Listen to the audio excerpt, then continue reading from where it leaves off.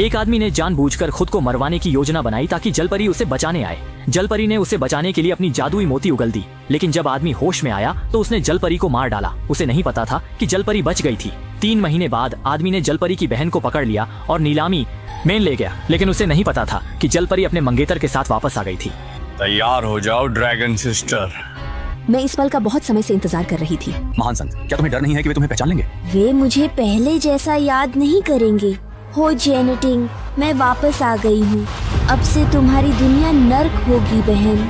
भीड़ में उसने अपनी बहन को देखा। वह नहीं समझ पाई कि उसकी बहन खुद को क्यों फंसा रही है और असली रूप में क्यों आई है, लेकिन वह नहीं जानती थी कि आदमी ने कभी जलपरी का असली चेहरा नहीं देखा था। भले ही जलपरी उसके सामने खड़ी थी, उसे केवल कुछ परिचित सा लगा। उसने जलपरी की असली पहचान पर शक किया, लेकिन उसे याद था कि उसने खुद जलपरी को मारा था। जलपरी का उद्देश्य अपनी बहन को बचाना और आदमी को उसके कर्मों के लिए पछताना था। जलपरी ने 1 अरब की बोली लगाई और सफलतापूर्वक जलपरी को खरीद लिया। आपको बधाई हो। इस युवती ने जलपरी को सफलतापूर्वक खरीदा। क्या मैंने आपको कहीं देखा है? मैं अभी दक्षिण समुद्र से लौटी हूँ। मेरा नाम ड्रैगन सिस्टर है। नमस्ते ड्रैगन सिस्टर, आपसे मिलकर खुशी हुई। बहुत समय हो गया। ये मेरी मंगेतर है। तुम कौन हो? रेगिस्तान की बिल्ली या जंगली चूहा? क्या तुम 1 अरब दे सकते हो? मुझे लगता है कि तुम आग भड़काना चाहती हो। आग भड़काना शब्द मुझे समझ नहीं आता।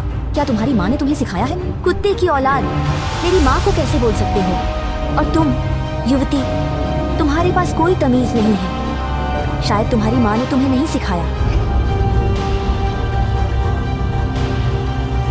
तुम लोग इसे क्या समझते हो?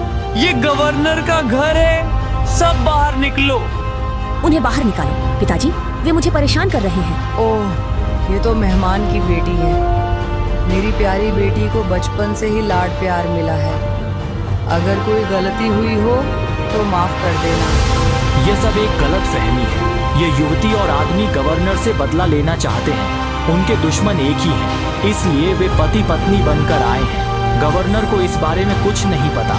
वह केवल जानना चाहता है कि जलपरी 1 अरब का सोना कैसे देगी। जलपरी ने कहा कि वह अभी अभी लौटी है और उसका पैसा समुद्र में है जो 1 हफ्ते में आएगा, इसलिए उसे 1 हफ्ते बाद भुगतान करना होगा। आदमी ने यह जानने के लिए कि उसकी शंका सही है या नहीं, जलपरी को गवर्नर के घर में रहने का प्रस्ताव दिया। जलपरी ने अपनी पहचान छुपाने के लिए यह स्वीकार कर लिया। उसी रात आदमी ने जलपरी को खाने पर बुलाया और उसे परखने के लिए ताजा सामान मंगवाया। सामान देखकर जलपरी को उल्टी आने लगी। यह आदमी का उद्देश्य था। उसने जलपरी के सामने ही सामान का आनंद लिया।